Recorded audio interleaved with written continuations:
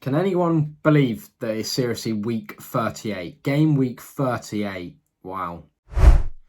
Hi all, welcome back to a new video on the channel. I hope you are all doing well. Today, yes, we're back. Game week 38 predictions for the National League South 23-24 season. The season is really starting to hot up and the places for playoff and relegation are really on now. So can't wait. Every week is just getting more and more fun to predict. So without further ado, let's go predict them. Game one, it's playoff hopefuls Aveley. They're taking on Weymouth. Now, Weymouth's form has been absolutely shambolic. They have managed to pick up 2 draws in their last 2 games. A really good home draw against Torquay, as well as a very good home draw as well against the St Albans side.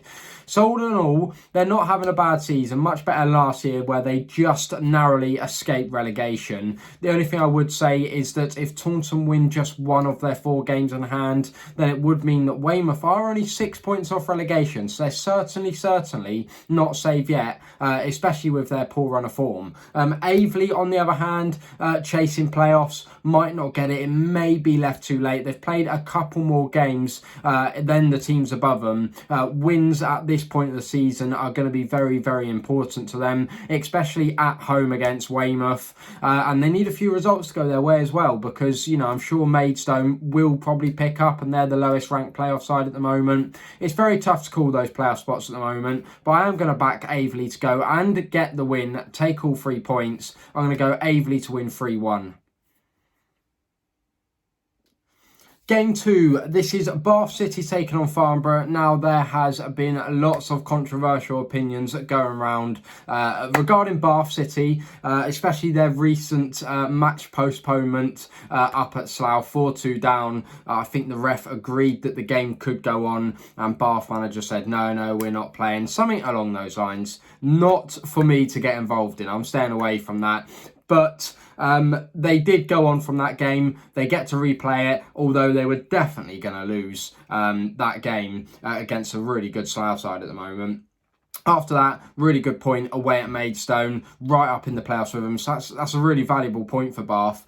They're playing a Farnborough side, who obviously lost the Yeovil on the weekend. Did Dartford a huge favour, beating Welling United on the Tuesday night. That was a fantastic win for them. Just confirms their safety almost. They won't be in playoffs. They've really picked up the last few weeks. They've just been on some half decent form, and yet another home win for them in the season. So look, it's going to be a really good game, a pretty close one if I'm going to be honest, but I'm going to back Bath to do it. I'm going to go Bath 2-1.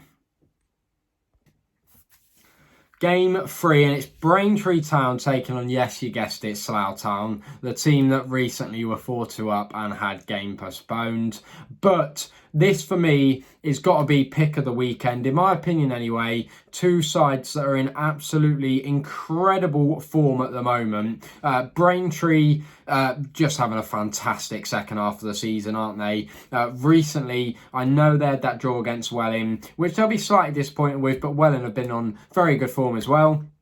But before that, beating Bath away, beating Tonbridge, beating Worthing away. I mean, it's been absolutely unbelievable form for them. Manager even won February's Manager of the Month. Completely understandable. But they do have to come up against a very tricky Slough side, who, yes, are another side on some fantastic form. Recent wins over Dartford, Tonbridge, and they were on track for 4 goals against Bath City as well. So they are looking really good. Braintree are looking really good. So am I going to cop out on predicting anything other than a draw? No, I'm going for a 1-1.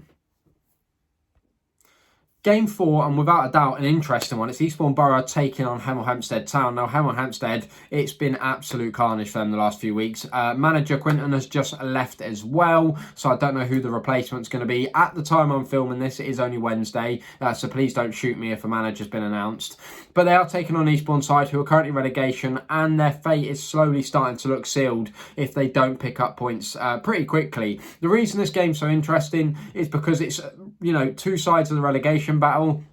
If Eastbourne win this, they'll have a bit of hope again that they can get out of it. And if Hemel lose it, with the fact that they've played a game or two more than the teams down below them, then they might start to think that they could really get sucked into it. So it's a really important game for both sides. But I think they're both going to be hungry. They're both going to be up for it. Although both of their forms are really poor, especially for Eastbourne. They'll be absolutely gutted that they've lost to Hampton and Richmond, so late on, and lost, of course, to Tonbridge. 2 red cards, really costing them, really costing them in those 2 games. I think it's going to be tight, especially Eastbourne at home. I think there'll be some goals. I think it'll be a very nice and exciting game, 2-2 draw.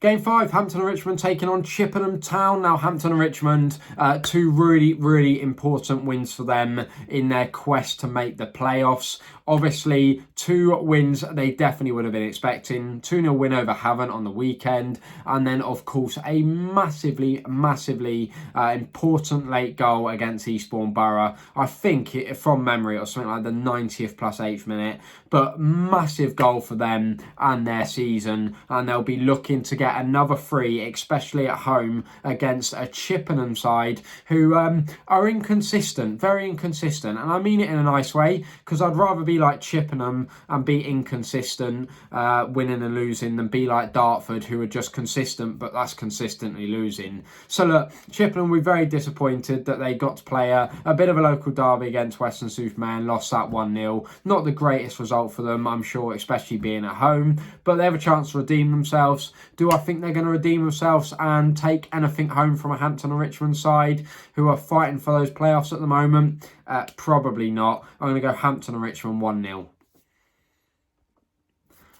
Halfway through, it's game number 6. It's Havant and Waterlooville. They are taking on Tonbridge Angels. Now, Havant fans, are you very possibly starting to dream just a little bit again? 4 points out of your last 3 games, a couple of really good results, a point against Bath, as well as a 2-0 win over Hemel Town, a really important win. Seeger getting the first one in that one. He's proved to be a really good sign, and at the end of the day, he is a very good player. They obviously come up against a Tonbridge side, finally getting some points on the board after some really poor weeks, to be honest. Some really poor weeks for them. They do currently still sit in the top half of the table, but they'll be really disappointed with how their last few weeks have panned out. They did finally get some points on the board, some really good points against Eastbourne. Massive helping hand with Eastbourne having a player sent off as early as they did. But 3 points are 3 points. Now go into this one with a bit of confidence. This one, yet again, incredibly hard one to call. I'm really swaying towards sort of Havant maybe doing something here. But my sensible head's going, I think Tonbridge are going to come and take all 3. So for that reason, really sorry Havant fans, after the lovely intro, I'm going to back Tonbridge to win 2-1. Game number 7, it's Maidstone taking on St Albans. It is 7th versus 8th. Maidstone in 7th, 1 point above. St Albans have also played a game more than Maidstone. So Maidstone will be right up for this. This could be a really important win for them. As it is St Albans, it works both ways, doesn't it? Maidstone, recent form, win over Dover at the weekend, 1-0. They'll be very relieved to take home all 3 points there. Then they played Bath at home on the Tuesday night. 2-2 draw. Definitely with Bath's recent form in particular, they probably would have possibly been hoping to take 3 points. Maybe I'm wrong and I'm being silly there. But I feel like if I was a Maidstone fan, you'd kind of be swaying towards getting 3 points there. Another goal from Mohamedou Fowl. He's been a really good acquisition since signing on loan from Havant and Waterlooville. Havant, you could almost do with him coming back, couldn't you? But St Albans, on the other hand, 5 points out of their last 3 games.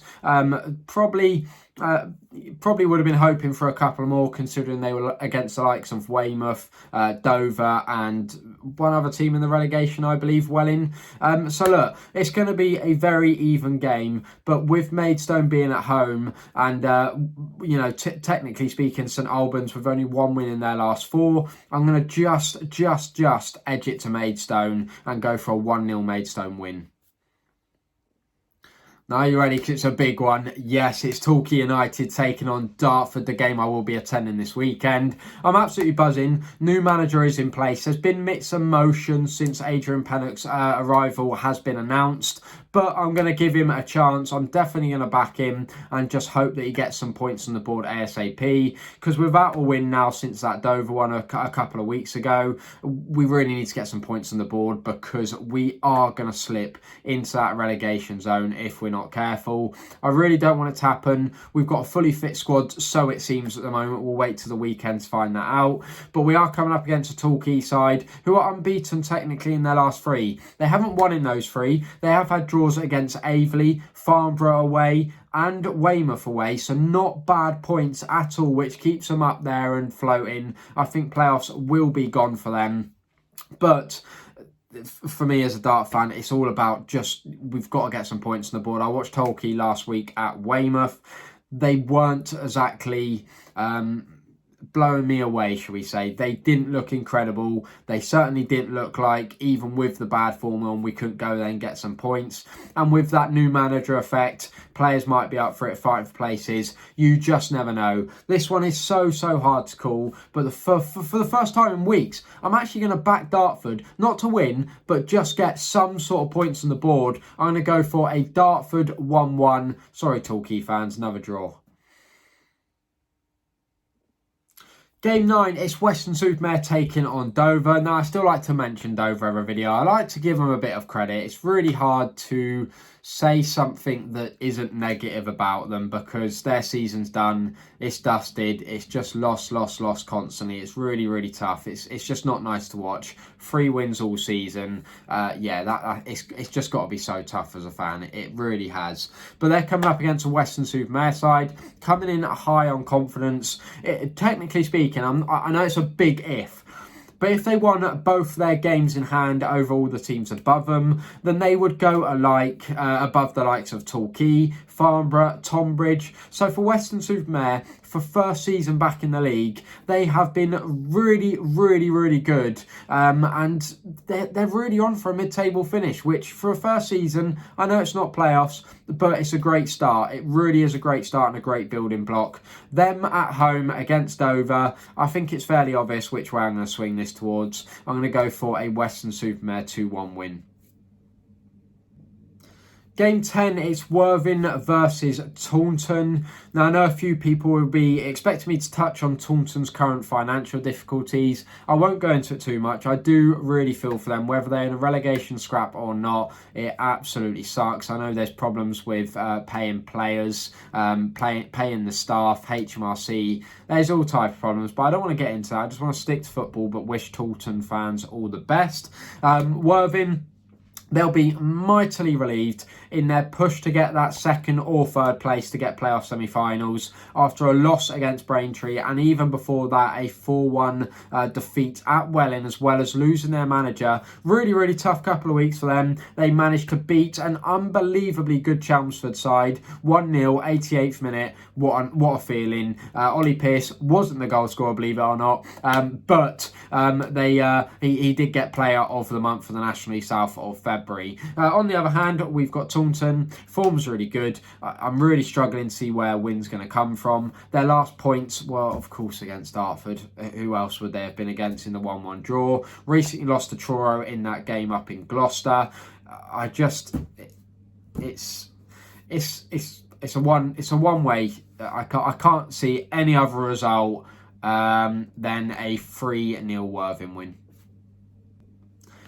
Game 11 is top of the league, Yeovil Town taking on relegation strugglers Welling United. Now, Yeovil possibly going to be hoping for a bit of revenge after Welling United. Yes, Welling smashed them 4-1 at their place earlier in the season. Yeovil only 1 win in their last 3, which must be almost unheard of for their fans this season. I will be supporting Yeovil this weekend, thinking please win, because we just need as many teams to stay below us at the moment as possible. But Welling, overall, Their form has been pretty good in the last month or two. They have picked up plenty of points. People thought they were going to be stuck in that relegation and the 4 down there would be the 4 going down. But they've proved so many people wrong. They've had an unbelievable month or two. They really, really have. New managers come in and done a fantastic job. But Yeovil at home, different beast. They go away, their form's not always the greatest. They nick a point here and there. They might lose by 1 goal away, but when they are at home, they're a different beast, and I can't see Welling going there and getting a result. So for that reason, I'm going to go Yeovil Town 3-1 win.